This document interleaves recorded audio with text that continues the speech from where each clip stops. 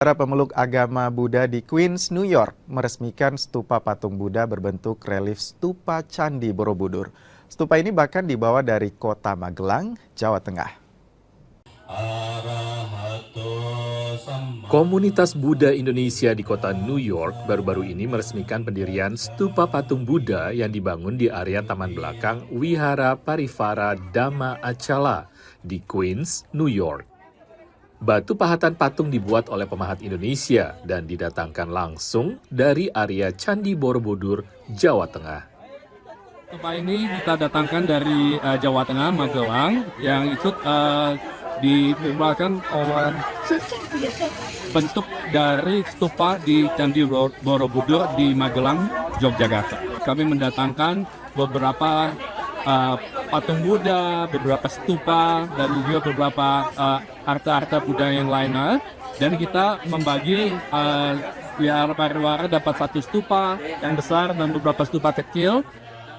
Peresmian dilakukan oleh Konsul Jenderal Republik Indonesia New York, Winanto Adi, dan pemimpin umat Buddha dari Yogyakarta.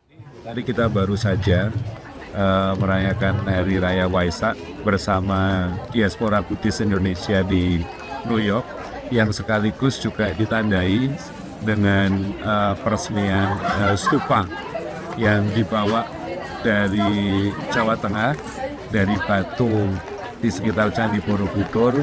Dan stupa ini seperti yang disampaikan Bante Santocita tadi adalah stupa Indonesia.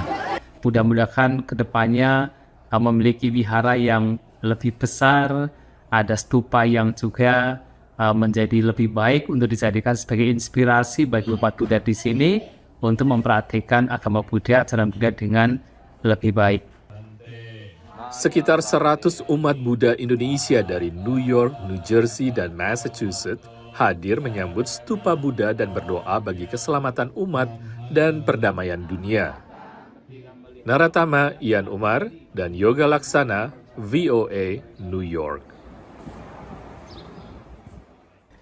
Ya saudara, informasi dari Queens, New York tadi sekaligus menutup perjumpaan kita di Kompas Sulsel edisi hari ini.